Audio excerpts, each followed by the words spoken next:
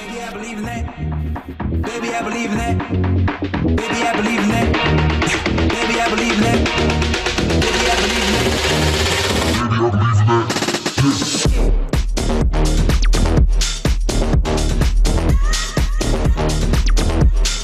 Running that shit, man.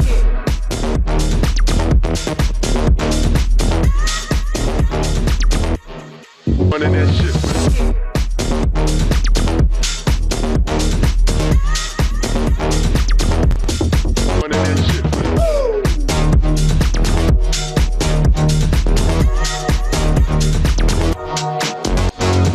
Baby, I believe in that.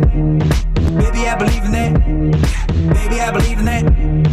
Baby, I believe in that. If it don't pay the rent or get me a Benz, then it don't make sense. It don't make sense. All right, so that's the track. Let me stop something real quick here. Let's see. Okay, so cool. All right, so that's the track. So let's start with the drop. Okay, so how did the drop come about? Really quickly, this drop came about with the resampling. Okay, so the resampling method was used here. If you've never heard of the resampling method, I'll go over it really quickly. So if you listen to this one, this lead here has two layers. There's a mono layer and there's a wide layer. Mono meaning absolutely in the middle, no stereo signal. So if we look here, we have this plugin called R-Bass, right? Renaissance Bass by Waves. So we're using the mono version, and I use the mono version to get all the stereo out so that we don't have to deal with any stereo because we want one singular mono layer, correct? So I'll go over R-Bass in a second. So what this is just, this is a resampled audio from, let's see, let's look up this sample real quick. So I use a sample and I resampled it. So this is what it sounds like normally. Let's see. I believe it's this one. It's a bass loop, right? So we use a bass loop, and this is the original bass loop.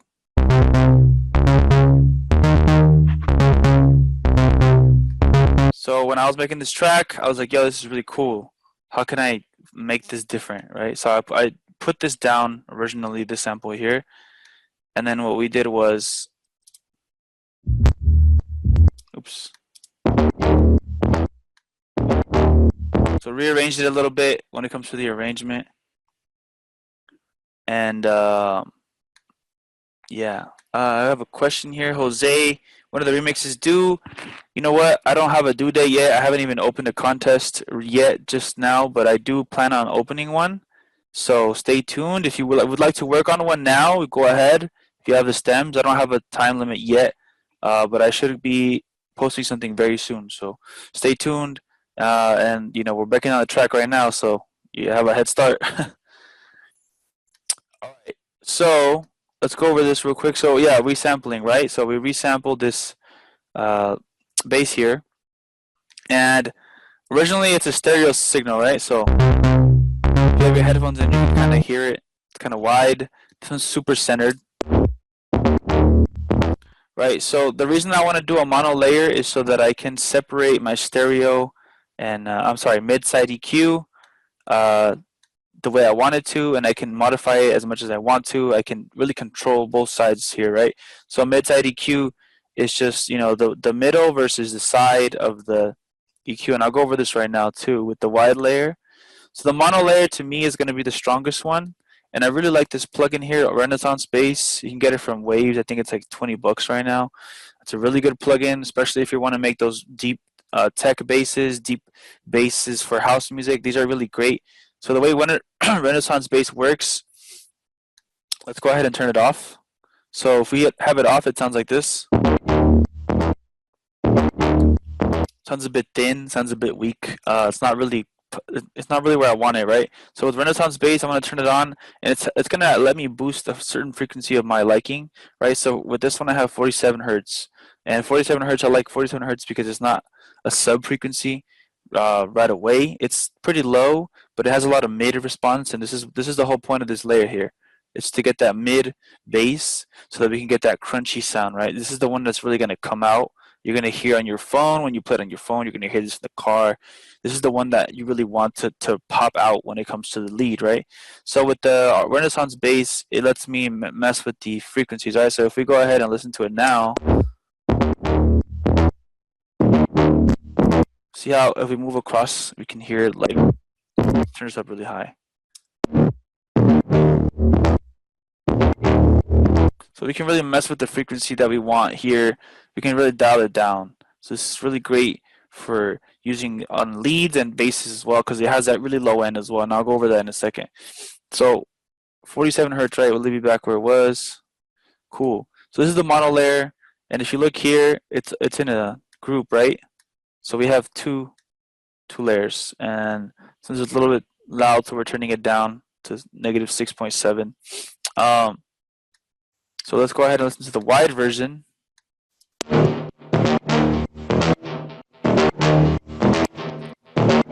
So you can tell versus this one, there's a big difference, right? Big difference. Okay, so the wide one is doing the opposite of the mono layer, right? So it's panning left, right. It's giving me that wide sound, and this is the one that's going to give me that filler, right? Because if we play it, let's play it without the wide layer. If we play it like this,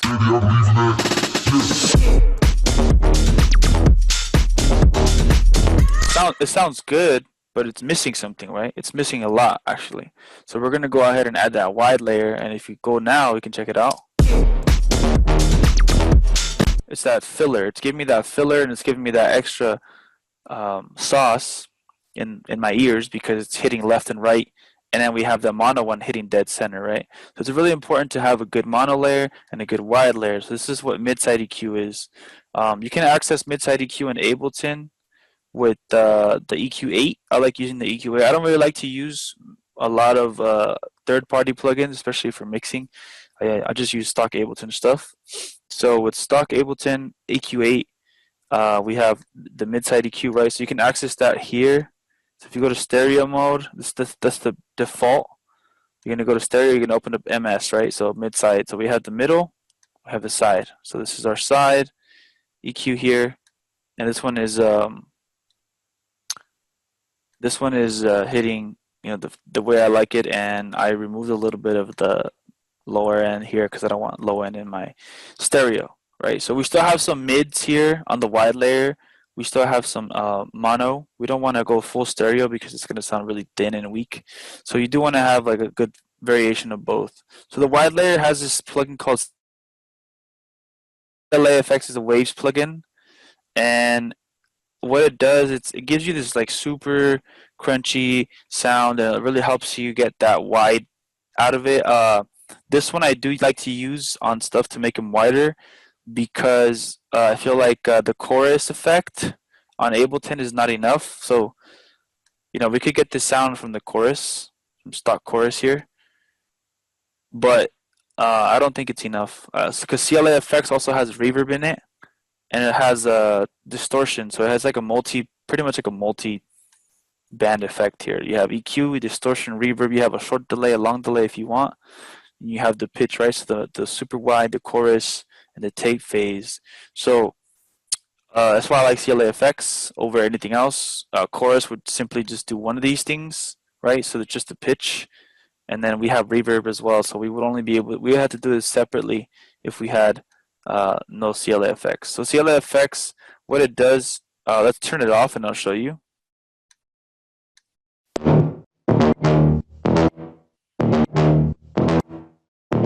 So we have a little bit of wideness to it. We have the reverb going on here, but the CLA Effects is really going to bring out that tone that I like, right? Especially because it has this delay here. So this is really the killer right here. The delay plus the reverb. I don't have the distortion on because it does change the sound a lot. So I'm going to go ahead and show you what it sounds like with the distortion. It's a little too extreme for me. But this plugin, I think this plugin is also like $30. I think on Waves, if you buy like 2 or 3, you get like 1 free or something. I don't know. I remember I had somebody buy Renaissance base and like 2 more plugins, and they got a free one. So it was really good.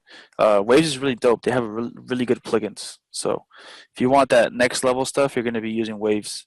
But you just be careful because there's a lot of different plugins and they do different specific things. So do some research before you buy anything from Waves. You don't want to waste any money. But yeah, so this is CLA FX. There's also a CLA Vocals, which I'm going to go over in a bit. CLA is great. It's a really good collection. I think there's a discount if you buy the whole thing. I just don't know if you need the whole thing. So don't ever buy anything you don't need. Don't overbuy plugins. Okay, so when you buy a plugin, if you're gonna buy one, make sure you're gonna use it all the way through. You're gonna use it to the max. If you're not, don't buy it. So yeah, that's my wide, right? So now if we go together, let's listen to the the group here. So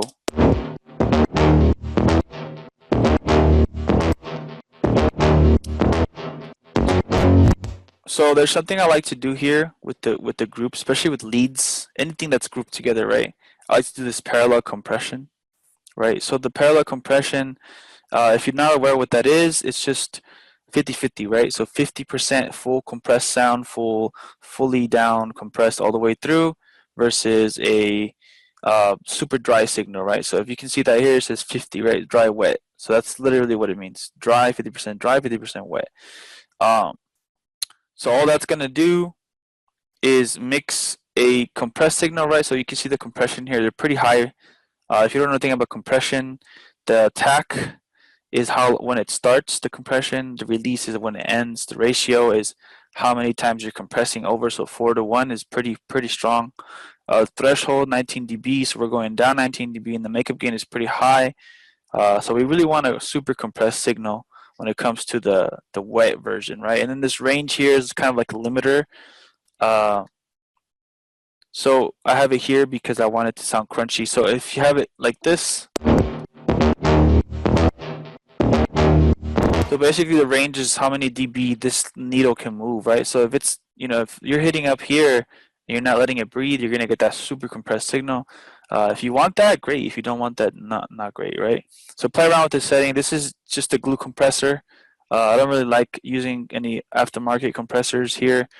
I don't know if I see the need for them, especially for basic compression like this. You only need the stock stuff. So, in my opinion, right? So the reason I like to parallel compress two of them together is basically because the glue compressor does what it's named after, right? So it's going to glue these two layers for me.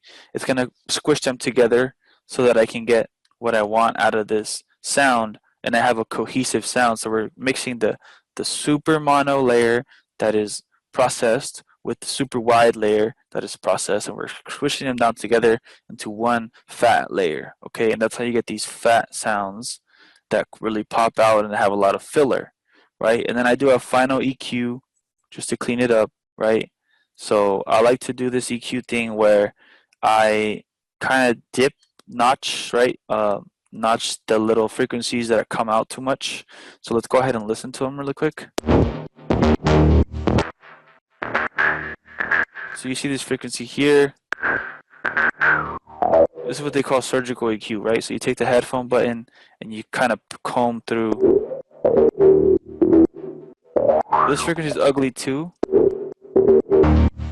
but if I remove it, it's gonna take away from the actual sound, right? Because this is like a low mid. So for now, we have this frequency, right? So I saw that it was popping out too much, and I wanted more mid than anything.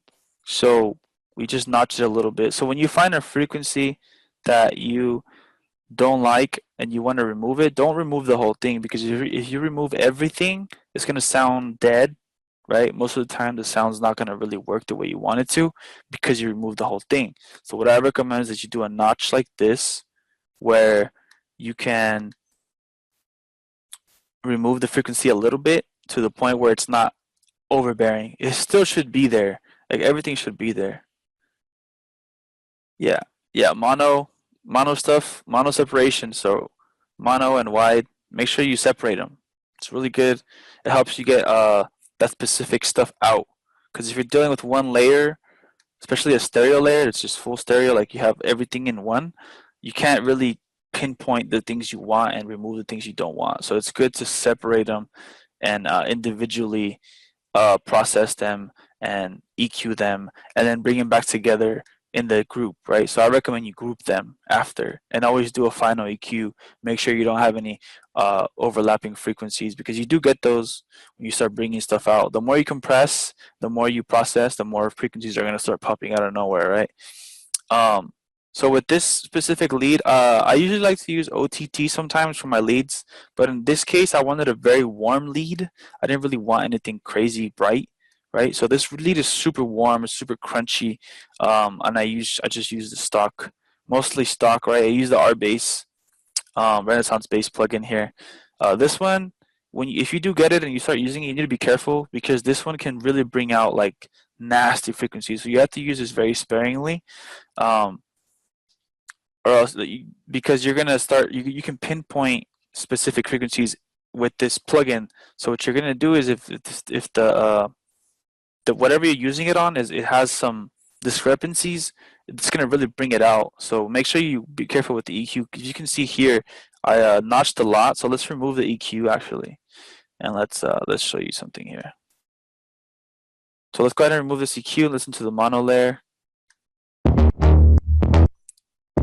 So if you hear this, it doesn't sound bad, but I can hear something here that I removed with the EQ, and there's a lot of resonance going on. So if you hear it, it's like very like deep, it's very pinpointed on one frequency. Let's go ahead and put another EQ.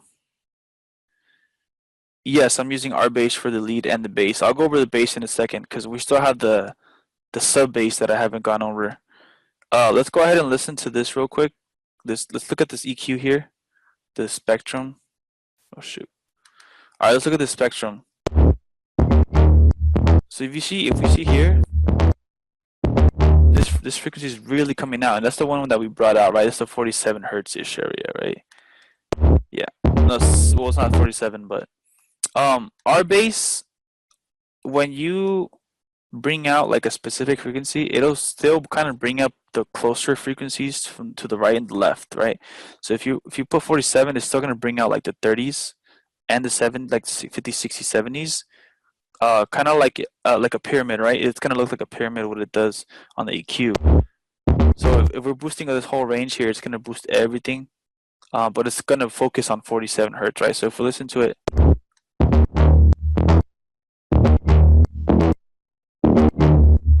so it's going to sound pretty similar from here to here, but 47 did what I wanted it to do. So you can really go through this and comb through until you like what you hear. You can always turn it up, right? The intensity, and then the gain, the final gain, I turned down a little bit here because it was boosting too much. So I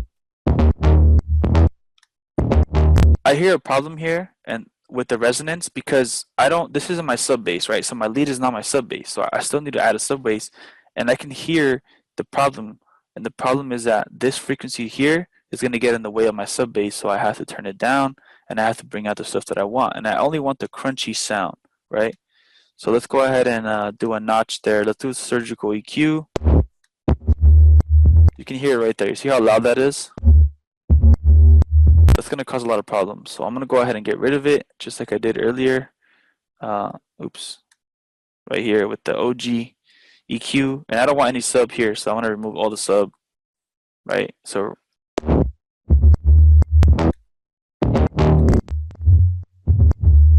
right there, we kind of cut that out.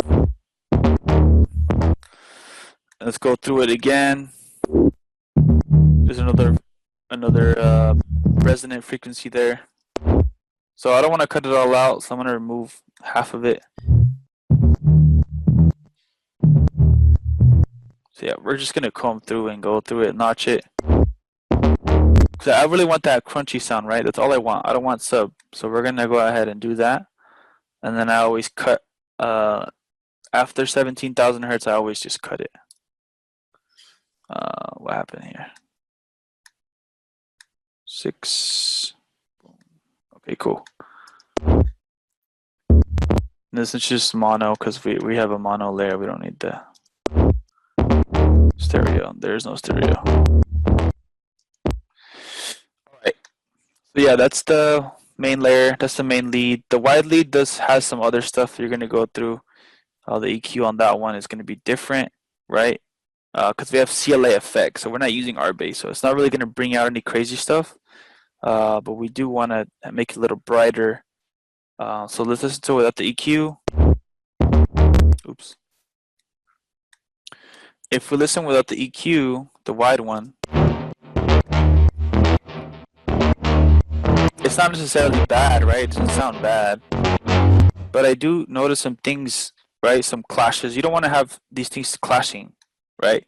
So I'm going to start moving things from the wide one that I don't want. And you don't want any bass in your stereo, right? You don't want any bass in your side, right? So if you have low end on like wide, it's bad because that's going to get in the way of your sub and everything else. Like it's going to just cause this big mess when it comes to like your final mix and your master, and you don't want that. So I recommend you always cut your bass, your stereo around like 150 to 200, depending on your song. Every song is different, right? Sometimes you can cut higher, but for this one we cut around. What did we cut at? So this one I cut it at 160, right? For the stereo. So let's look at this EQ. This one is kind of missing some brightness to it, right? If we combine these two, they're gonna sound like super warm, and which isn't bad, but we still want some like high-end crunch, right? So and this one I kind of boosted the frequencies with the EQ, and let's do it again. Let's show you what I did. So obviously I want to immediately cut everything like below at least 100, right? Because I can hear bass right here. You can see it. We don't want that because this is our wide layer. We don't want that. We already have the mono layer, and we still haven't gone over the sub, right? So every layer has its own frequencies, designated frequencies that we want. So I'm gonna go ahead and start cutting. Sounds good to me there. So now I need to open up the mid-side EQ, and then I need to test the side version, right? So this is how it sounds like normally. So I'm gonna get the hard cut here. This is a little bit harder to notice than the main, because the stereo is kind of like more low key in your headphones. How often do I EQ solo? Okay, that's a good question. Track is playing, or the Make your music stand out, get more views, and way more engagement. Bring your music to life. Get Music Visualizer in every format, even for social media. Get started today. The link is in the description. Or the whole drop lead playing. Before I start to EQ with the whole song, I EQ solo first because I'm trying to tweak the sound to how I want it. And then after we'll go ahead and test if it works with everything else in the drop, right?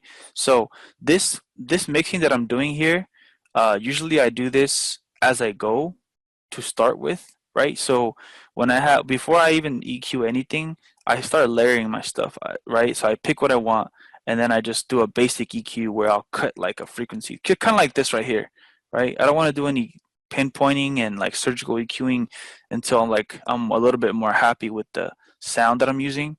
So this EQ here, this is like a final EQ that we're doing here. We're doing the final tweaks, right? And then we're gonna go ahead and test it with the drop, right? So before I play the whole song, I want my sound to sound like tailored to the way I want it to first before I test it out, right?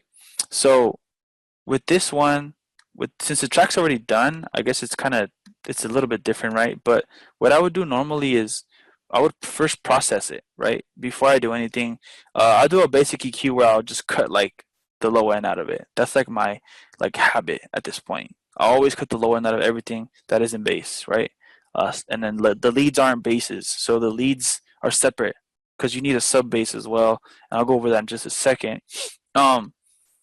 with the wide, we're gonna.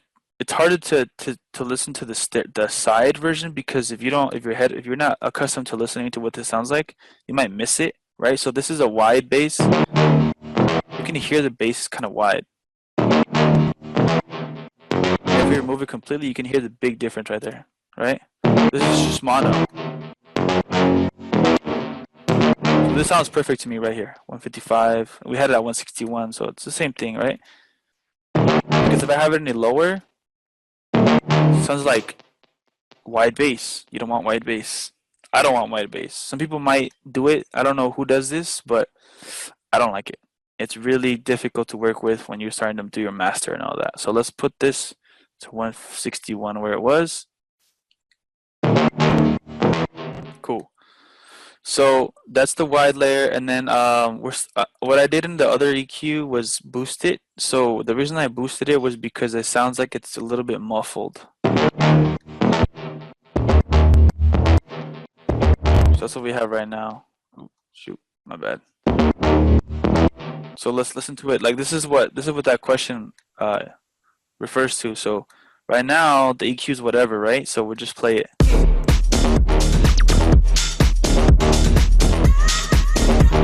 It doesn't sound bad, and like, you know, if I was a little bit less inclined, I would just leave it that way. But the more you listen to it, the more you realize it's a little bit warm. It's too warm, right? You want a little bit of brightness to it. So let's go ahead and start listening to what we could boost here. So this is the range that I boosted, right? You're getting some brightness there. You can also add brightness without the EQ. So sometimes you can use like overdrive, for example. Overdrive or saturated, but overdrive is better in my opinion for doing this. So overdrive looks like this, right? And you can move the hertz that it's boosting, right? So I'm gonna do like all the way out like that. But you notice that it's like distorting, right? So that's cool with me. It has the frequencies I want, but it's too much. So I'm gonna turn the dynamics down.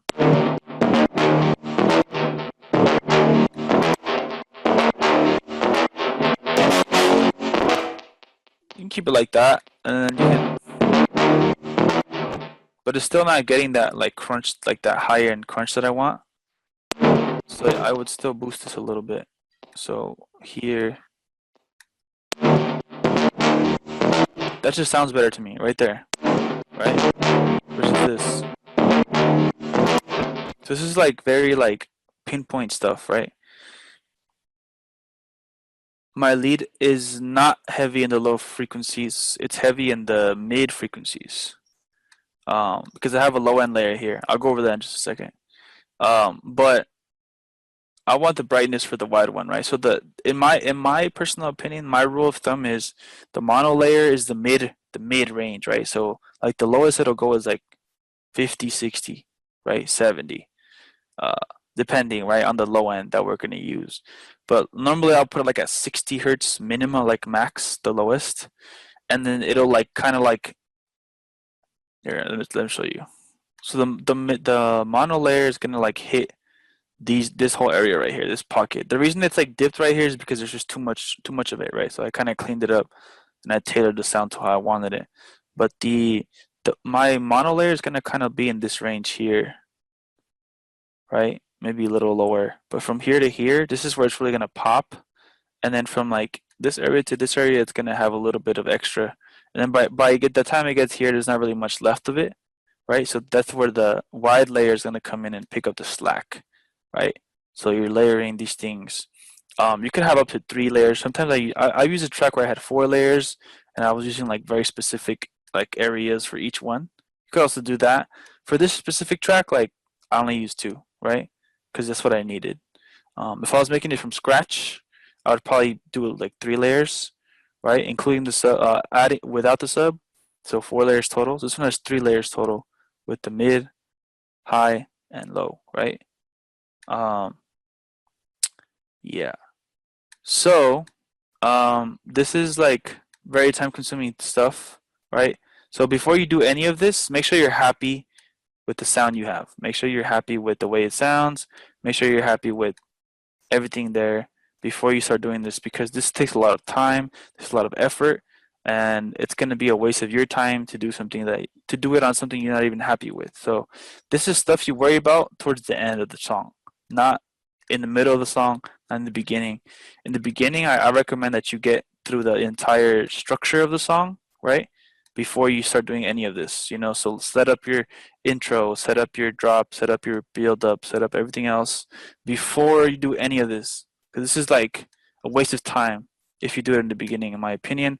I feel like a lot of people do this, and you shouldn't be doing this if you want to get anything done, or else you're going to have a bunch of projects that are just halfway through, and it's going to be hard to finish things. So let's go over the low end.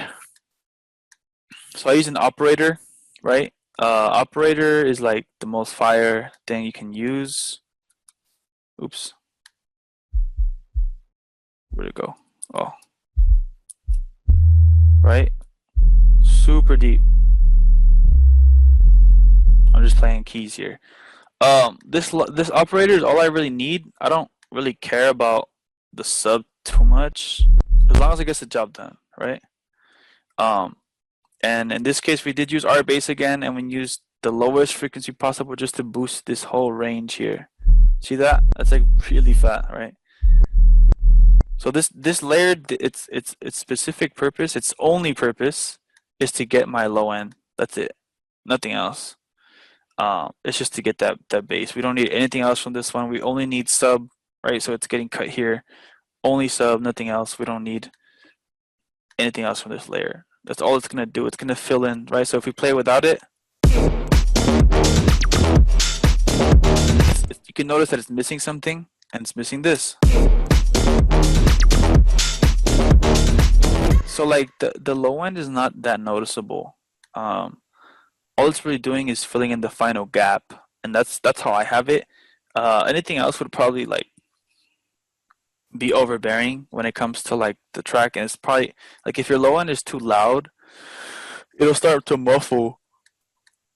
Oh, sorry. It'll start to muffle the leads here. The clicks on the sub. No, the clicks on the sub don't worry me. That's from the sidechain.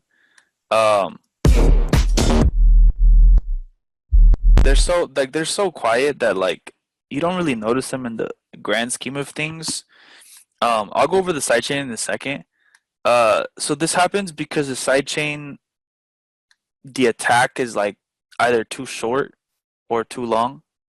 If the attack is too long, it'll disappear, but then the sidechain will be all out of whack. At the end of the day, the clicks don't really show up on the final track, right?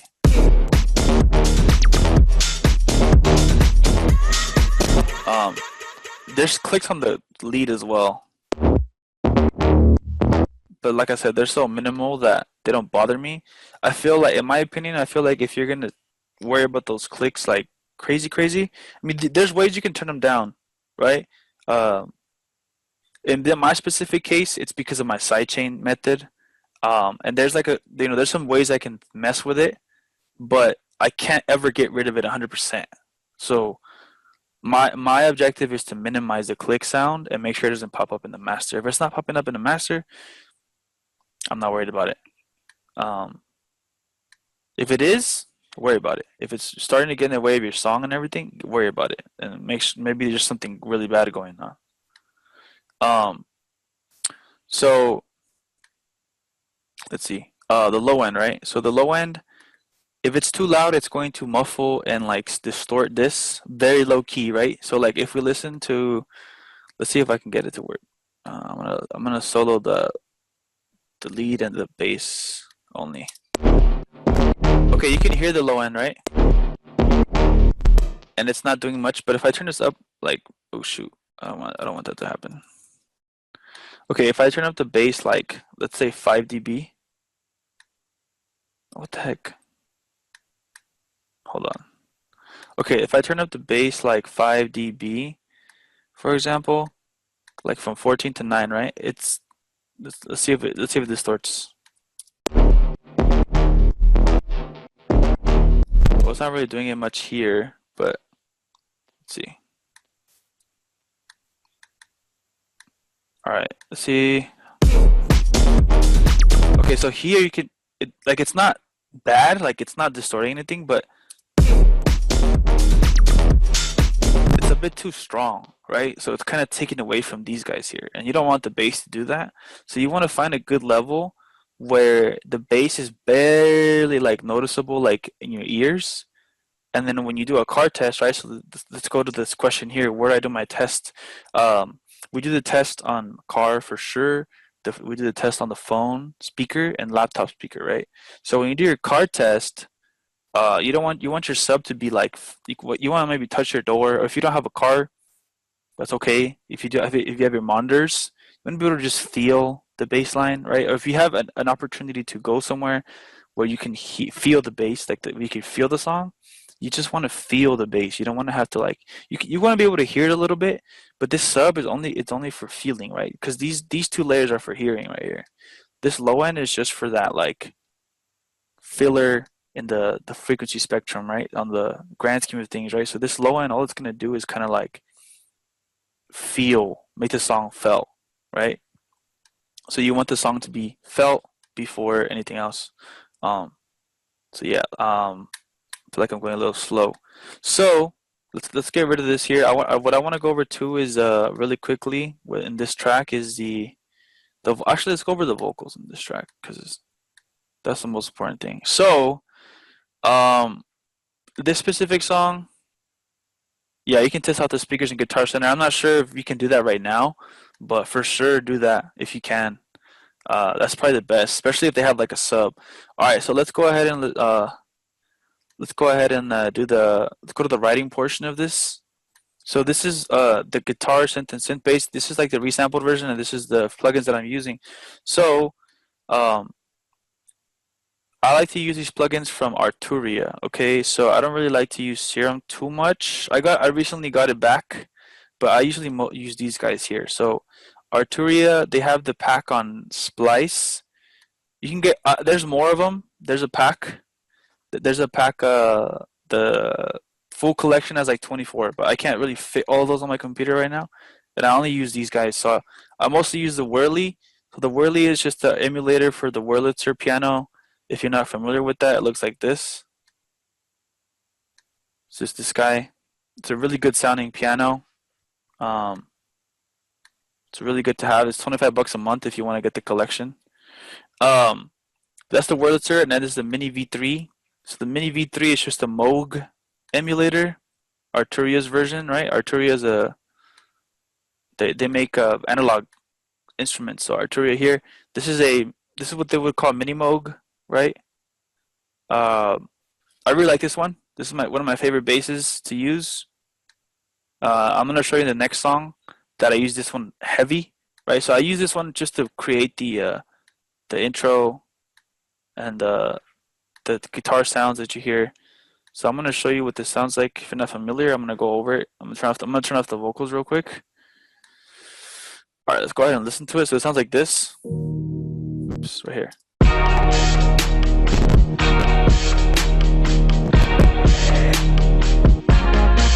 So this song was inspired by Travis Scott. I don't know if you're not familiar with Travis Scott, then you should listen to the song Mamacita and the song, oh my gosh, I forgot the name of the other song. This song was inspired by basically the Rodeo album Days Before Rodeo. It's on SoundCloud, Travis Scott. The first song on the mixtape is the one that inspired this song specifically, and Mamacita, right? So the synth bass, it's just a basic melody. The piano's doing the work here.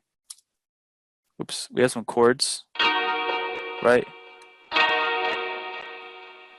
That's the Wurlitzer, so it sounds like a guitar.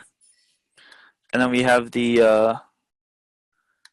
synth bass, right? So accompanying the Wurlitzer, right? That's what the mini V3 sounds like. It sounds like just a super crunchy lead. That's just a stock form, so it just sounds really good. So if you want to make like nice crunchy warm beat basses, I would recommend you check out this collection. The Jupiter is also really good, and the Prophet is amazing, right? The Prophet's one of my favorite plugins in the world. So yeah. Um, let's go to the vocals real quick. So with this song, I did my own vocal. Where did the vocals go? Ah, the my own vocals. So we used for the vocals, we use Arturia. Yes, Arturia was for the guitar sound. It's the Wurlitzer, and it's a preset called, let's see, I think it's modified a little bit, but the Wurlitzer, it's this guy right here, Whirly V2. If you want to buy like the specific plugin, I think they're like $100 each from Arturia. We use the Beam Me Up preset. Where is it? Okay, preset.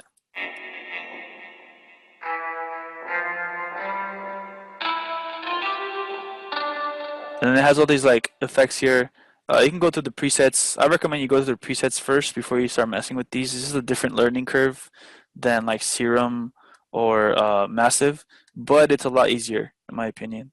It's like there's less things to do. It's just, you're modifying a piano, you know. It's a really good plugin. Let's see, vocals. Okay, so I wrote the vocals and I performed the vocals, and we did the same. You can kind of see the same concept here with the lead, the main and the wide, right? So this is the main thing, and we use a lot of CLA stuff, CLA vocals, and then CLA 2A, which is a compressor. What this does is it makes my voice, if I'm like yelling or if I'm whispering and it's not loud enough or it's too quiet, it'll like kind of bring it to the same level here with the peak reduction. So it's a really good compressor, and it's just an EQ for the vocal. This is the main one. It's always been about the bag, right? Never been about the brag. Always try double dip and double bag. So I'll put a couple G's in the stock, it's a milli. You can hear the auto-tune. So this is Antares. Antares auto-tune. Sick plugin. Really worth the time. Really worth it. If you're gonna be recording your own vocals, I recommend you get this thing. Right now, Antares has this thing where you can like get everything for $20 a month, which is great. I paid like $200 for this, so if you can do it monthly, great. Antares, if you want to start performing your own vocals, that's the best one. You can hook it up, like you hook up your chain into your mic, and you can have live auto-tune. So we have a main mid vocal, double dip and double bag, right, just like the lead, and we have a wide one, just like the lead. Double dip and double bag. So this one also has like more auto-tune to it, and it has like a wider perspective, right? And we have the same, yeah, CLA plugins are super fire. So if we're not aware, please get aware. Those are great plugins for, especially for even if you're not doing your own vocals. If you're recording somebody, or if you have like a remix to do, and you want to do some cool stuff to the vocals that nobody else has, do CLA. Auto-tune, Antares also has like cool effects to it. This plugin is like not loading on the stream, so I don't want to mess it up. So you might want to watch a tutorial for the EFX, but they're not that great, honestly. The plugin, the effects from Auto-tune Antares, they're not that great. It's just about the Auto-tune really. But my best recommendation is don't get Auto-tune Access. Don't get the cheap one, because that one doesn't give you the full range. So at least get the next step up. And I think that one's EFX. And then I'm gonna go over the hi-hats in the next song. I feel like we did a lot on this one. Is there any questions you guys have on this one? Anybody in the comments? If you don't have questions, we can go ahead and move on to the other song. But real quickly, fixing out-of-tune vocal, out of tune. Okay, so if you get a vocal and it's out of tune, if you have Antares and you know the key of the song, you can probably get away with using this with Antares, right? Because Antares is like a live. Let's see if it works. Okay, so Antares is like, see how it asks you the key and scale here? This one's B flat minor, right? This is the vocal. So it's gonna ask you what key you're in, and then the retune speed is how much auto-tune, right? So 32 is fairly slow, so it's not like crazy like Travis Scott style. This is more like low key rate, right? So the higher you go, the lower the number, the higher the more auto-tune. This is like full auto-tune. Um, so if you know the key and the if you have an out of key vocal, you can use this and it might work 90% of the time. If it doesn't, honestly, the best thing to do is if you have Antares, right? If you have it, still have it on. And if it doesn't work, sometimes what I've done before with my own vocals, like there's like one word that's like messed up and I don't want to re-record everything. I will go and open up the sample, right? I have Ableton 9.7, so it's a little bit different than 10 if you have 10. But this is the same. So this is like the menu, right? I open up this menu here and you can go to the envelope and the transposition and modulation, right? So this is gonna let you mess with the pitch, right? So if let's say your like vocals like a little bit a hair out of tune, and you like want to mess with the pitch, just like go up or down like a couple semitones, right? And that should do the trick, right? And if you have auto tune on, it'll like match the key, unless you have like Melodyne, but I don't have Melodyne and I'm not too familiar with that one. So Melodyne would probably be the best way to fix out of key vocals, but if you have Antares, it'll help you a lot. Do I typically start with the drop when I begin a song? No, I don't start with the drop. I like to start with the intro, and I'll show you this right now actually. So let's go ahead and say this real quick, and I'm gonna move on to the next song. So the next song is an unreleased tune. I've played it like 3 times in this year in like some of my sets, but it's a remix for Wookie, and it's his song Chicken Wing, right? So what I do is I start with the intro, and if it's a remix, it's a different process. But let's say we start a song from scratch. What I like to do is write some chords and some keys, play some piano or something. I don't know that I'm not that good at piano, but I'll play like a melody with the keys, right? And if you don't know anything about music theory, I recommend you do at least a little bit of knowledge. Watch some tutorials, watch a little bit of basic playing, learn a couple of scales, right? C major, A minor. This is like really good keys to start with. Learn like the keys that belong to a scale, and that's gonna help you write melodies better. Because then you know what keys work inside and outside, right? So I start with the intro especially for this song, right? So this song's a little more, there's a little more stuff going on here. So for this song, Chicken Wing specifically doesn't have like a real intro. If you've never heard the song, check it out. Check out the song Wookie Chicken Wing. How do I approach the songwriting for remixes? Good question. So with this one, I had a big challenge because look at the BPM, right? 124.4. That's what I did here with this song. But the original song is like 160 BPM and it has no melody, right? So I'm like, what do I do with this? So when you do a remix, I recommend that you listen to the song like a billion times, and then listen to the stuff you don't like about the song, right? So the first thing you want to do is like, okay, what would I fix on this? What would I change on this? Oh, I don't like the way they dropped this. I don't like the song. I don't like the way the drop sounds. I don't like the way that this sounds. And then you pick the next thing, which is the things that you like about the song, right? What should I keep in the song, right? I like the vocal. Good. I don't like this. I don't like this. So let's go ahead and break this down. So for the Chicken Wing remix, it's like a 160, like fast, like, what kind of song is that? It's like breaks, I think. It's like a weird like genre, right? Like Wookie style. If you're not familiar with Wookie, check it out. Wookie, Wuki, right? So it's like a breaks tune. It's like a really fast, like choppy, like fun, like tune. And I'm like, how do I make this a serious tune, right? Like, how do I make this into shade? Like, I can't do this. Like, I can't, and it doesn't stretch, right?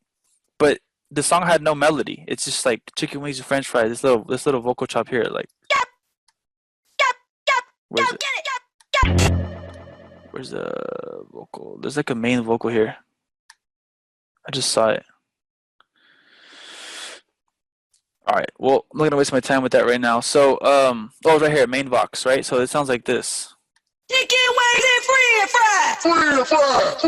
So I'm like, okay, I like the vocal. I don't know what else to do about it. So I literally wrote like an entire like melody for this. This is like basically an original, right? So I was playing with the Wurlitzer, my favorite plugin. Where is it? It's this one here. So we listen to the beginning.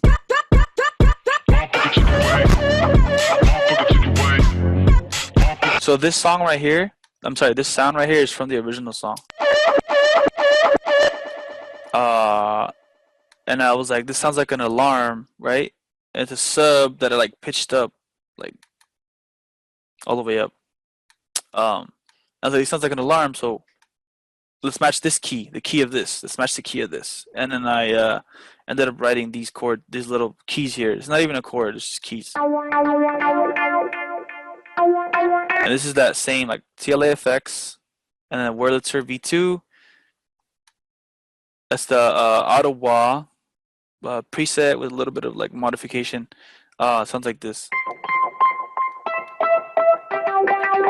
Really good. Once again, really good piano to mess with.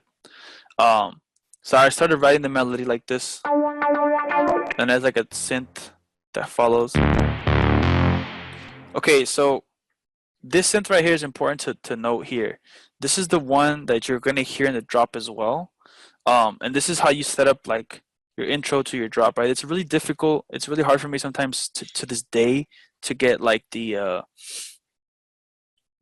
intro and the break working with the drop, because you have to make them tie in, right? And that has to do a lot, most of like 90% of the time it has to do with music theory and like the way you write music according to notes, right? Because this goes back to the scales and the pocket of notes, right?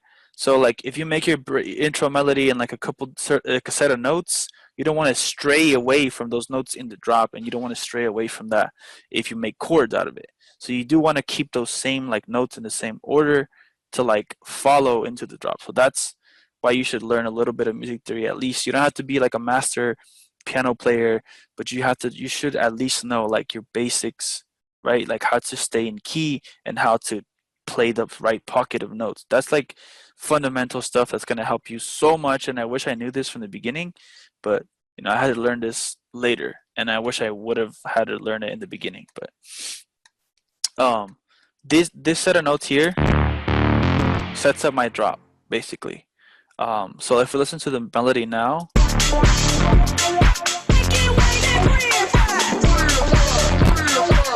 another important thing to note is that I added my own vocal here. Make your music stand out, get more views, and way more engagement. Bring your music to life. Get Music Visualizer. In every format, even for social media. Get started today. The link is in the description.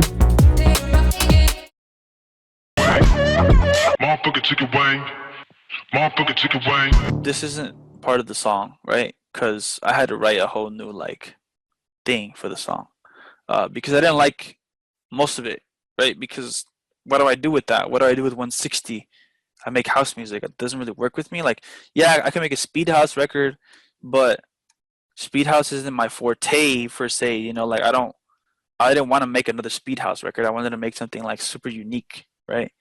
Not that speed house isn't unique, but in my opinion, like I feel like speed house only has like a limit of what you can do with it versus something like this, especially when it comes to the percussions, right?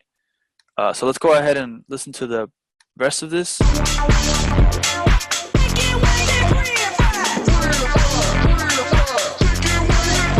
So what we're doing here is progressing the tune into the drop. So we're trying to get this to go to the drop without making it sound forced, right?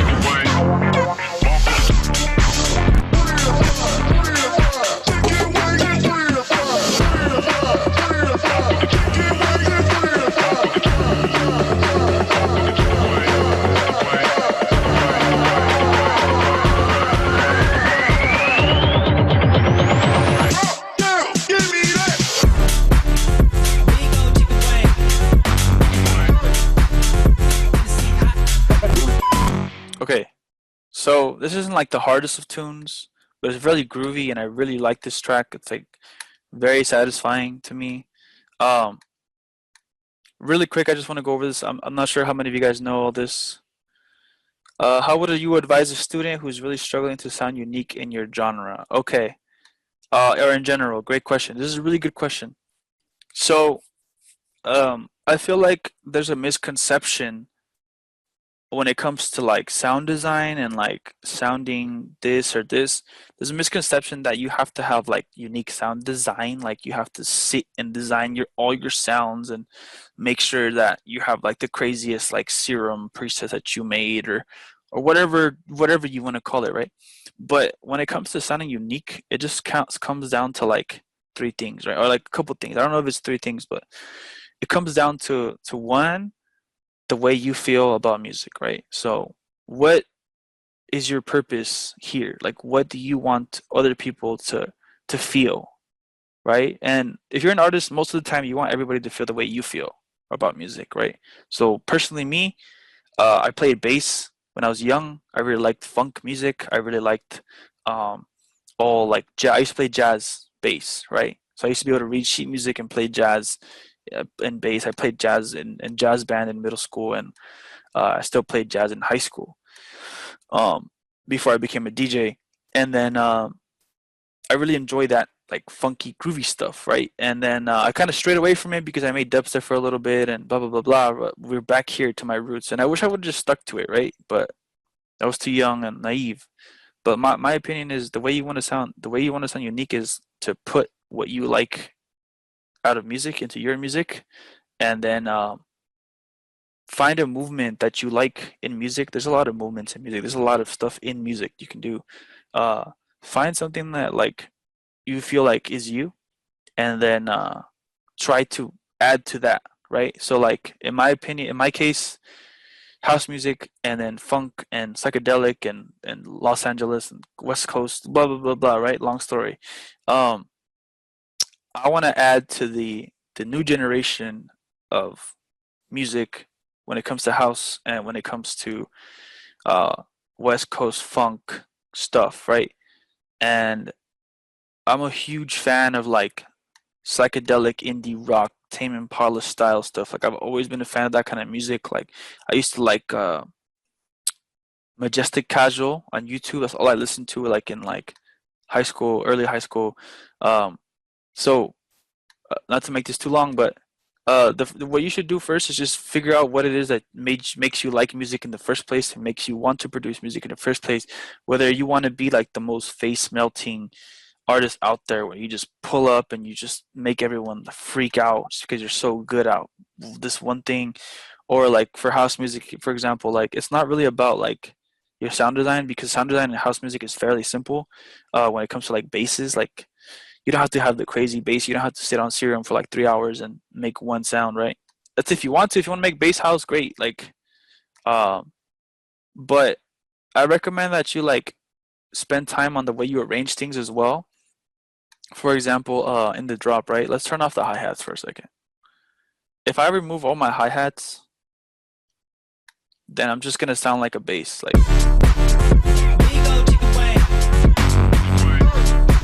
because this sound right here, this lead is just like a very like almost stock mini Moog, right? Yeah, it's like a little bit modified, but it's basically the stock plugin, which is this one, right? So how do I make this sound unique? I really do a lot of play here in the drums. So there's a lot going on, right? Like a couple different layers of stuff here. So yeah, like the way you design your track, like the way you want it to hit, like that's also unique, right? Because like I noticed that I have a certain way of making stuff hit before the drop that other people don't.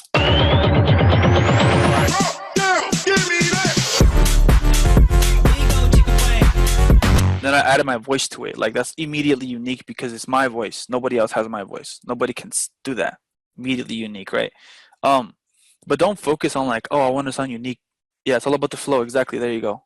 It's all about the flow of things and your style. Like this is my style. Like nobody can take that from me because I made it this way. Like I have a certain style, a certain way of like putting my hats down and putting my basses down and writing my stuff. I have a certain way of making my kicks, right? Like I like using short trap kicks with like big big techno kicks, right? With this one, I don't have any. I only have a trap kick.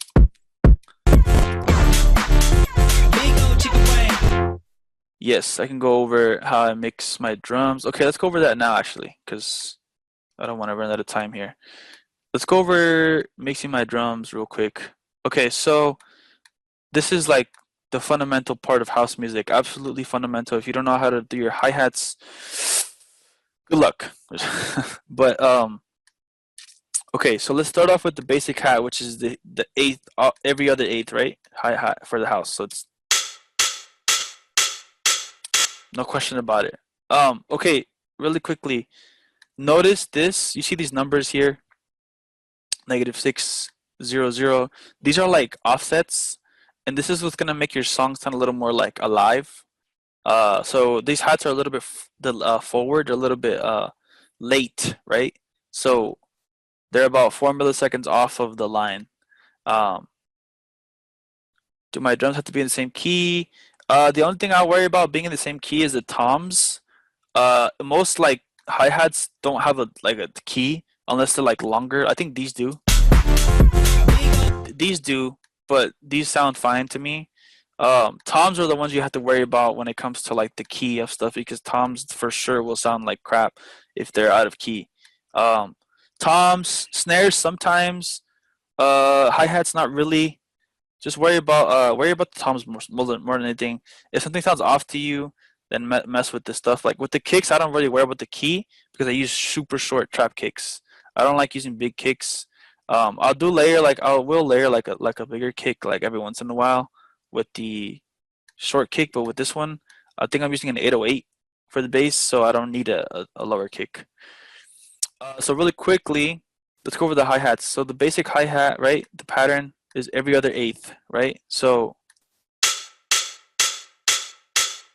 basic, right? That one, when it comes to like mixing down your hi-hats, if you have a lot of layers like here, you're gonna go back to the same thing I talked about earlier with the synth lead, the mix down. Like every single hat you use has a purpose within the spectrum, right? So this one has more of like it's gonna emphasize this area here, because if you can see, I have it turned down here. So that means that I'm using another hi-hat to fill this area, and I want this area to be filled more, right?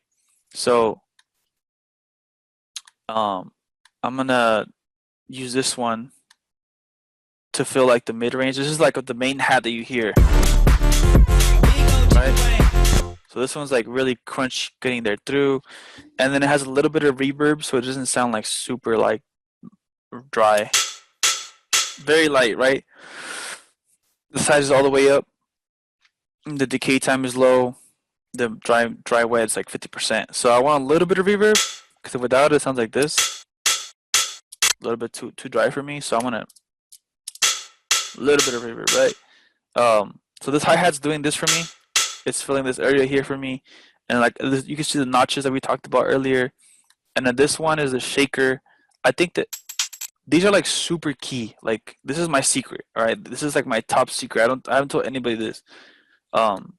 It's kind of obvious, but you know, I've noticed the importance of these guys. Like this type of drum, right? Like this like shaker thing.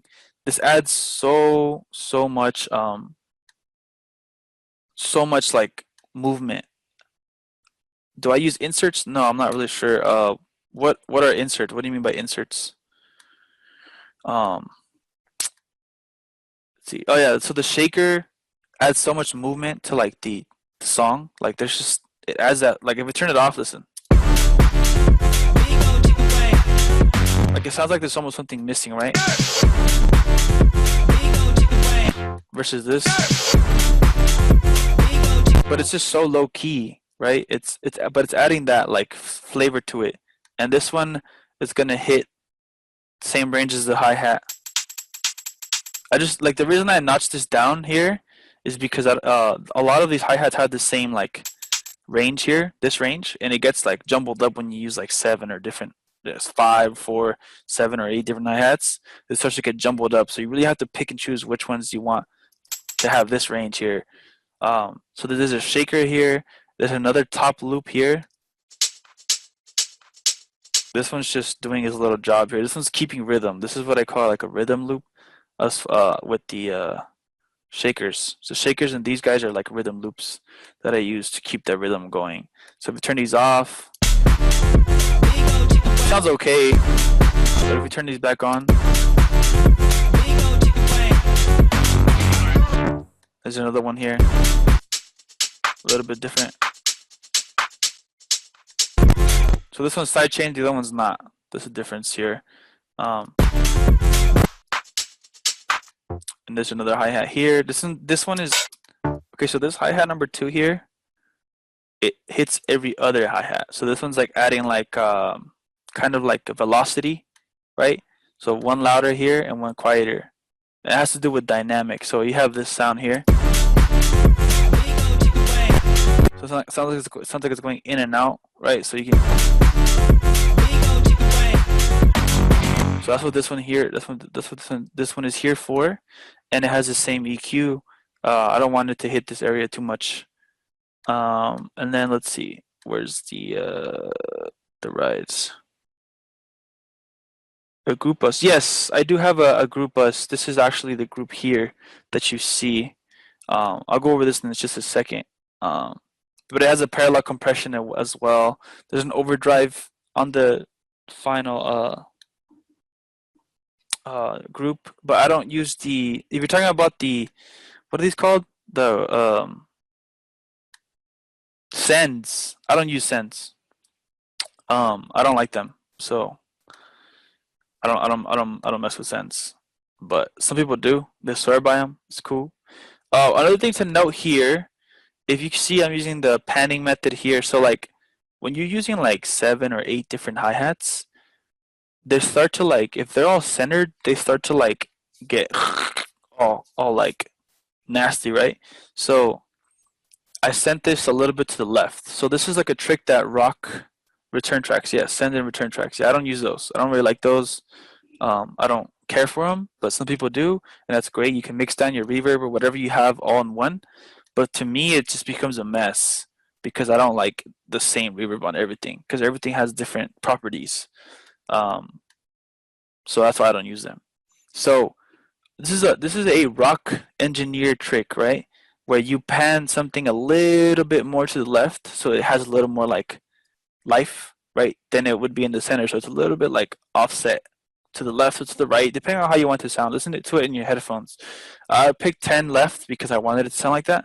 And this one's delayed. It's early by 10 milliseconds. So it's -10. So it's a little bit offset.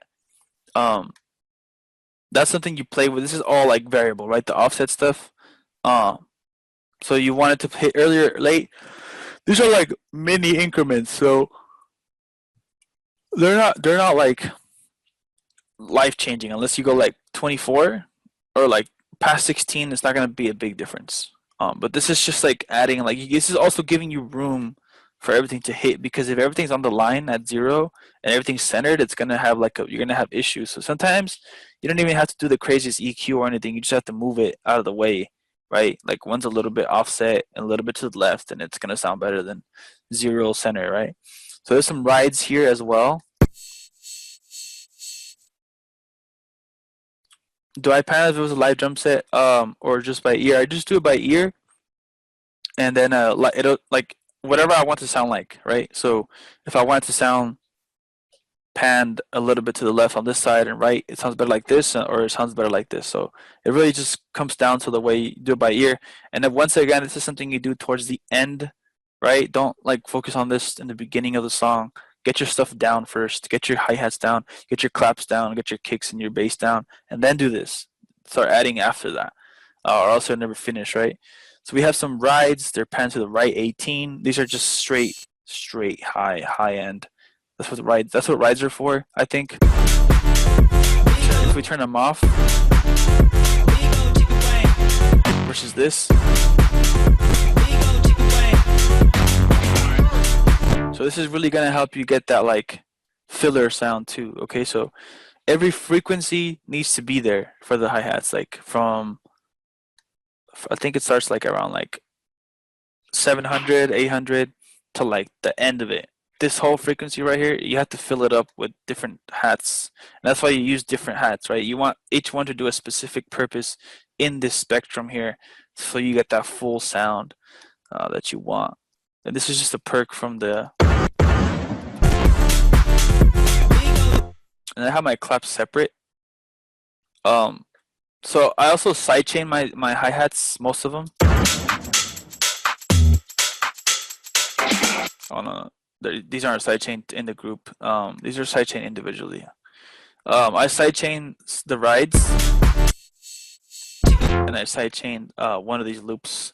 Sometimes you can sidechain all of it, but not in this case, right? So the claps are separate. So I have 3 layers. Here's a little trick. Sorry. Okay, so here's a little trick. I like to use a clap, like a regular clap, like a garage UK clap, right? I use the original chicken wing snare. And then I like to use like a trap snare, like this.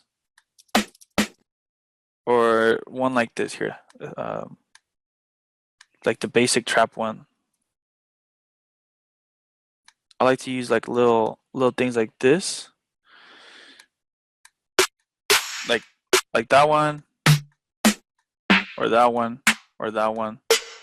Under the clap, like tucked in, so it has a like snap to it, right? So now if you listen to the entire thing, you can hear that snare really adding that sauce to it. Turn it off. So the clap and the other snare are just filling up the high end, and then that snare is giving me that body. And if you combine them with the full parallel, right, you get that nice crunchy.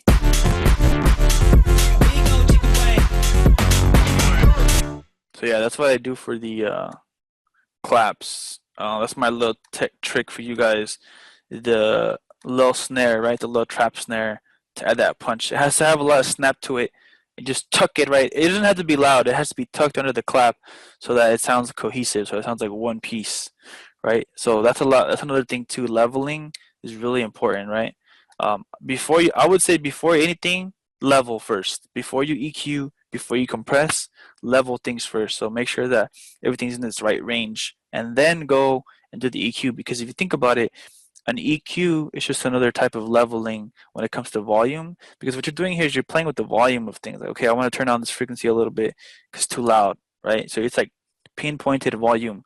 So the first thing you want to do is mess with the volume here before anything else. That's my opinion. That's the way I think it should be done. Because you could waste a lot of time EQing something when you could have just turned it down like 6 dB, right? So do that first and then EQ, right? Like that's when the EQ is like for like that second step of mixing. So I think volume is the most important thing first. Absolutely first, volume. Let's look at the side chain. I want to go over this too. So I use this method called the ghost kick method. So we use a ghost kick and we use a kick, right? So we have my trap kick here, and then I have the ghost kick silent, obviously. So the way that works is you have a lot of people might know this one already, but I use a compressor and I just sidechain the audio from the ghost, and I make a separate channel bus, right? Sidechain bus channel to send whatever I want sidechained over there. And then it's gonna, whatever I want sidechain, I send it there. So I guess I do use send in a way, right? But it's a different style. So the sidechain, someone was asking about the clicks. This does make clicks. Sometimes you can reduce it by moving the attack a little bit forward, right? But then if you go too far forward, it's gonna be delayed, so it's gonna be different. So yeah, the sidechain method, pretty basic one. I like it the most because it like cuts the most, because you can really mess with it here. So like if we listen to it, so you can mess with the EQ, right? So I turn on the EQ because it lets me use a different part of the kick. So like let's listen to this real quick right here. That's what we're sidechaining with. So if you move the frequency, you sidechain less or more. So the lower the frequency, the more of the kick you use, but you don't have to use a whole kick, right? That's too much sidechain. So for me, 400 is good. The lower the threshold, the more you cut, right? So let's turn this down.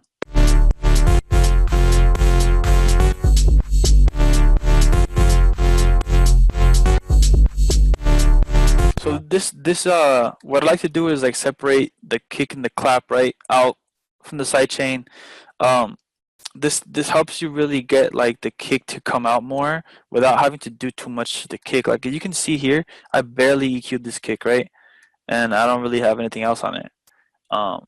The key too is like with kicks, the most important thing with kicks is like to get a good sample from the beginning, like from the get-go.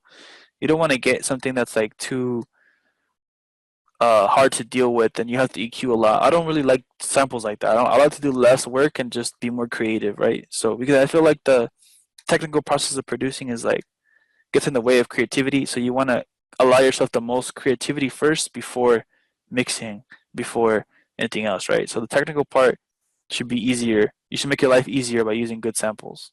So the sidechain method, that's the sidechain method. It's not crazy, anything crazy. And then I wanted to go over the bass line here. Where's the bass? Okay, so I'm using the 808 bass for this one. And I'm also using this method of drop called call and response, right? So you have the call and the response, so it's A and B. So let's see. Let's go ahead and add locator. A side as the B side. And it and then it repeats this method right over and over. So this is 4 bars, right? I think so. No, it's 2 bars. 2 bars a piece, or 1. Yeah, so 2 bars a piece, right? So call. You have this lead ad lib.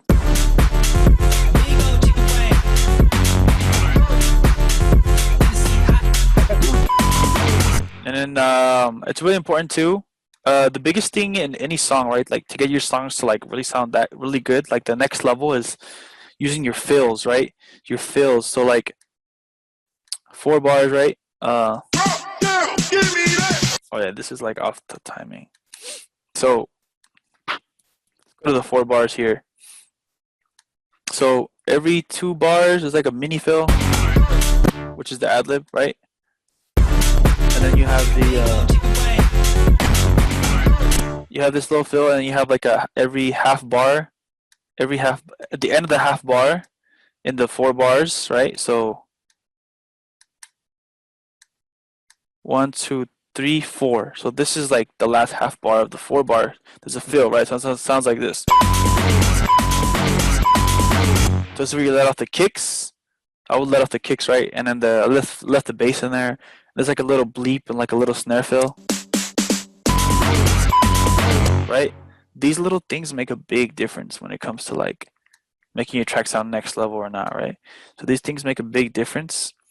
And then the next 4 bars would be the end of the 8 bar phrase, right? Usually drops are about 8 bars per section, right? So it could be anywhere from 8, 16, 24, 32 bars if you want to go crazy.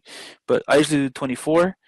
So we have a fill here, and then we have a final fill at the end, which is like a bar long, right here. Where'd it go?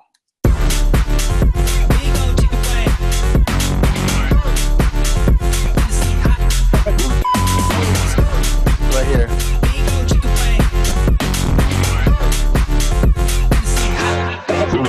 So this is like the final bar of the 8 bar phrase here, right? And this one's basically saying, hey, this phrase is over. We're gonna go on to the next half, which is the next 8 bars, right? So make sure you like really emphasize these. Make sure you make them as like transitional as possible. So I use my vocal here, right?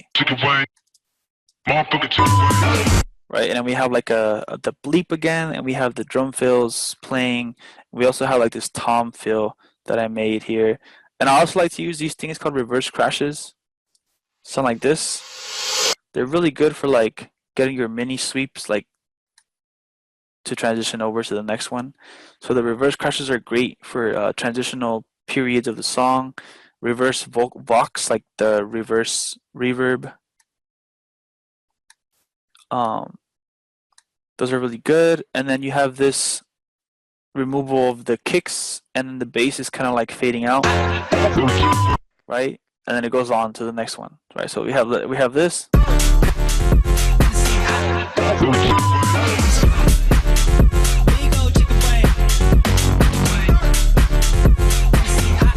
So yeah, this is kind of like pretty similar to the first half. And then what I like to do on the final 8 bars, right? So the last 8 bars of the 24, so 17 to 24, right? 25. There's like a different section, right? So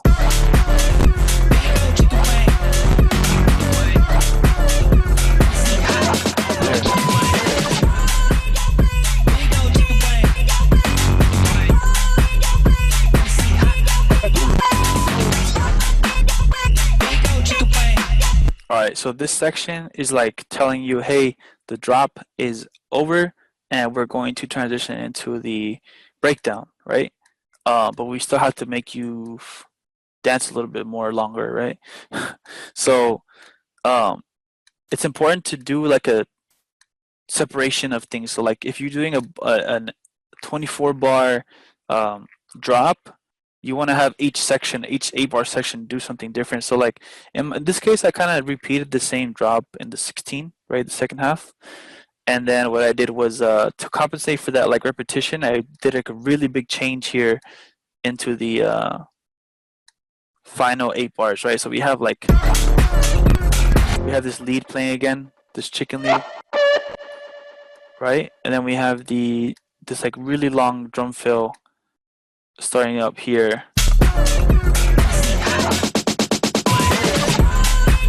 And the backspin, right? So this is like telling us, hey, we're about to go into some way different part of the song that you haven't heard before. So it's important to like give your listener some cues when it comes to listening to the song.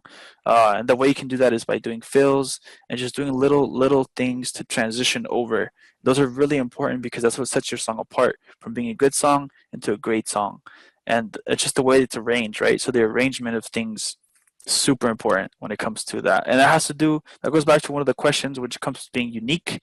These fills no one's telling you how to make them. So the way you make your fills, that's how you develop your own style. Like the way you make a fill sound, the way you transition over, those are part of your style. And that's another thing that's going to make you sound more unique, the way you do these things. It's not just about sound design. It's not just about that. It's definitely about like the way you put everything together, right? So like the way you make your build up and the way you switch over from intro to build up to drop to outro and the drop to like the breakdown, right? So let's listen to the breakdown real quick.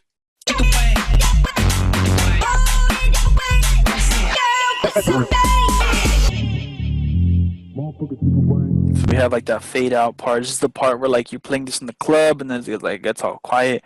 Give people a chance to like talk to themselves. If they're getting a drink, they can go get one. They can kind of like let go, right, of what they're doing, and then you give them a chance to like regroup, right? Or the listener, if you're just listening to the song, you get a chance to like think, oh wow, what did I just listen to, right?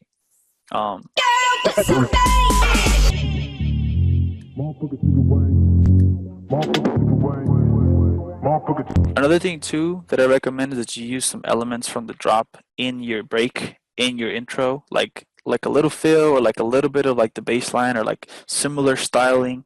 That way the song doesn't sound like a complete surprise in a bad way when it drop sounds, right? Obviously you want it to like surprise people, right? But you don't want to make it so like it alienates people when it drops, right?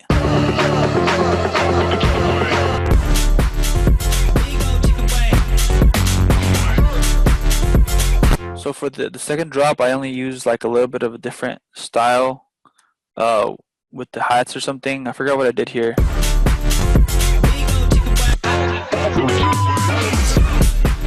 Yeah, we just added like a different variation in kicks and stuff. I got a little bit lazy. But let's go back to Hustle Theory real quick. Oh, does anybody have any questions on this one? If not, we'll go back to Hustle Theory. I want to show you guys something I forgot. All right. let's go back to hustle theory. I want to show you something you can do for the second drop if you are just completely stuck and you don't want to, like, hey, I really like the way I made the first drop and I really like the bass line. Do I really have to change it? No, you don't. There's something you can do in the second drop to like kind of get away with using the same drop from the first half, right? So, where is it? Right here. Baby, Okay. What the heck happened? Okay. So if we listen to the first drop, right here,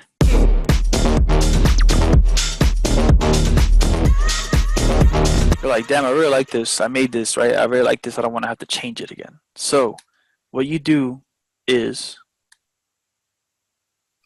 you do like a fake out, right? A fake out drop. And if you don't know how to make one, I'll show you really quickly. baby, I believe in it. Baby, I believe in it. Baby, I believe in it.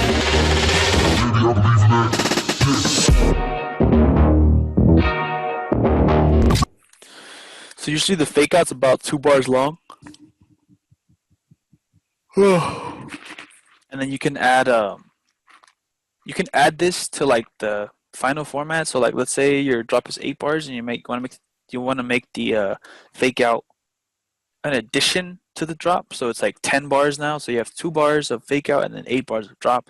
I didn't do that. I don't like doing that. I like integrating it into the 8 bars.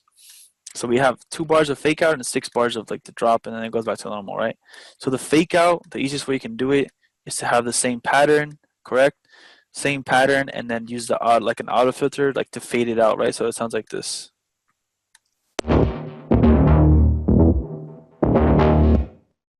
And then like for this one, I added like a second like fill, right?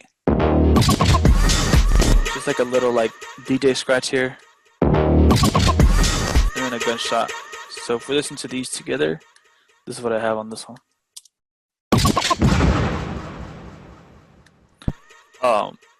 That's to signify the drop going back in, right? So we have that, and then we have the fade out. And then I added back the guitar, which the guitar isn't even in the drop in the first half, right? So it's gone here, and it's here for a little portion of time.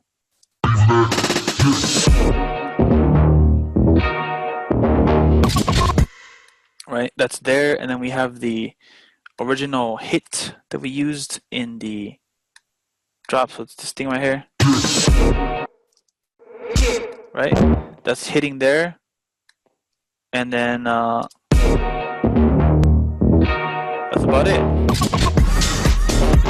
So that's something you can do to like make your second drop a little more interesting, and it makes it sound like you have a whole new drop. Make your music stand out, get more views, and way more engagement. Bring your music to life. Get Music Visualizer. In every format, even for social media. Get started today. The link is in the description.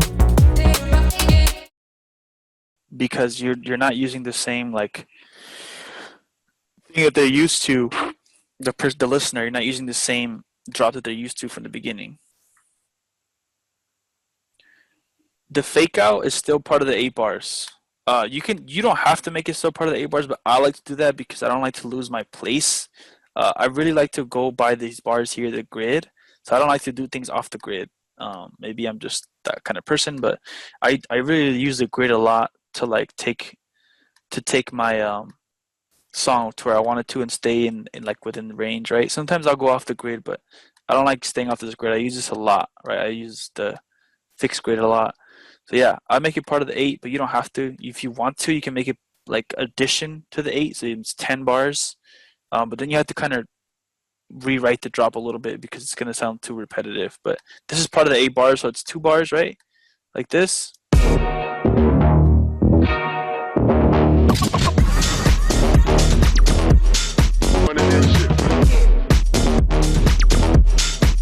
So yeah, that's part of the 8 bars. I believe we are out of time. But let's see. I just want to go over one last thing. So let's do a recap. if you are starting to want, if you want to make basses in like for house music, if you're completely noob, like if you're a brand, like if you're a noob, get some loops, right? Get some like bass loops, and what I recommend you do is that you um, take like an operator and like try to play the keys in the loop, right? So the loop, bass loop. Why do I say my venture to dubstep was a mistake? I don't think it was a mistake. I think that I wasted a lot of time, valuable time, like being there. Uh, in my opinion, for myself as a person, like in my personal opinion, that had to do a lot with just like the actual aspect of the scene and not with the actual music. Where here in Southern California, in my personal experiences with the scene, with the bass scene, I just had bad experiences with it, and um, yeah, that's about it. And then I feel like it was a needed thing though, because like learning dubstep, like production, is super helpful when it comes to any other genre. So you should still like learn, like take one class on dubstep, or at least like look at how a dubstep song is produced, because this helps you become like a crazy good producer. I don't think dubstep is bad. I enjoy dubstep as well. It's just in my personal life, I don't think that dubstep was for me. When it comes to artists, I feel like I was able to shine more doing this than in dubstep. There's a lot of competition in dubstep, and if you're going to be a dubstep artist, you have to be at the top of your game at all times. You can't even slack off, because there's like 1,000 kids doing the same thing you are, and if you sleep one day, they're not sleeping, and you will get caught up.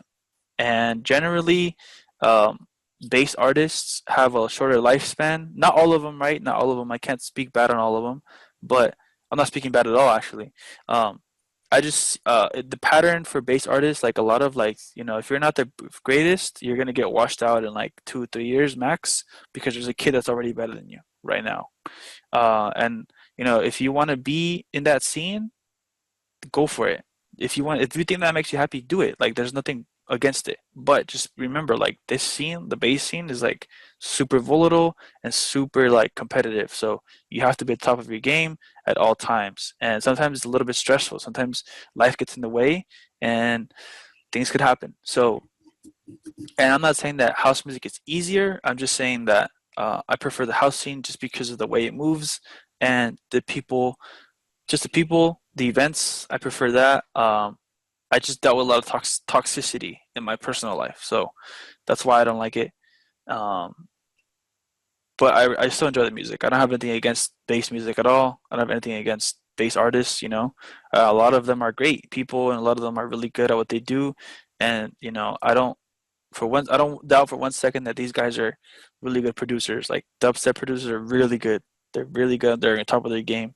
But it's just that it's like technology. Like that bass music moves so quickly. Like, I feel like bass music is one of those music types that's dependent on technology, because you learn Serum and then FM8 comes out, or what is Faceplant comes out, and then after that something else comes out, and you're like stuck behind. Like with house music, like you could use like anything. I prefer to use analog instruments, right? I have an analog controller, not a controller, analog instrument called Arturia Mini Brew, which is great. I use the Arturia plugins, which are emulators of analog instruments. House music is more just about like the way you make it feel, right? And that's just makes me happier as a person. Uh, so yeah, that's the long answer. Real quick before we go, I think we are at a time a little over, but um, if you are a noob, but get some bass loops and work with the bass loops, right? So like Tech G House, I think I have some here, just random ones, right? So that's a basic one. Like drop one in and then build something around it, like this stuff right here. You don't have to make everything from scratch. I recommend that if you're, like I said, if you're a complete noob, drop a loop in and try to make it work. And obviously, modify it if you can. Or if you're good at it, try to play the same keys that they're playing in the loop, and then rewrite it in your own way, and then you're set. That's how you start. If you're completely stuck with like absolutely no inspiration, absolutely no motivation, nothing, nothing, nothing. Drop a loop in and have fun with it. Drop a hi-hat loop and a bass loop, and then call it a day, work with that, and then come back the next day like, hey, you know what, I'm inspired today. Let's take this to the next level. So that is my advice. Recap once again: Renaissance Bass plugin, great plugin. CLA effects, CLA vocals, waves, and that's about it for plugins. Oh, and then Arturia collection, right? From Splice, $25 a month. Arturia collection, you get like 24 like of these. I only have 7 of them on my computer. I also like to use Massive, and I do have Serum, but I don't really use it like that. But Massive and Arturia, especially at Jupiter, Mini V, Prophet, and Wurlitzer. So yeah, I think I'm gonna go ahead and call this. If you have questions, I think we're all in the same group. If you have any like specific questions, you can go ahead and send me a message on Facebook. Add me first, or just hit me up in the group. Like, hey, can I ask you a question? Yeah, we'll take it to the DM if you need some specific questions answered. And then for Hustle Theory, somebody asked. I don't know if they're still in here. Hustle Theory, I do have the stems up available on my website. It is part of the deluxe download, so it is $5. You get the acapella, the stems, the lead stems. You get the full wave. You get the DJ edit. That is up now, and that's how the remix contest is going to be ran. If you want to be a part of that, check out SchadePhonia.com and follow me on Twitter or Instagram for like the updates. I don't know when that's going to happen, but it's going to be soon. So let's go ahead and call this, and we will see you maybe next time.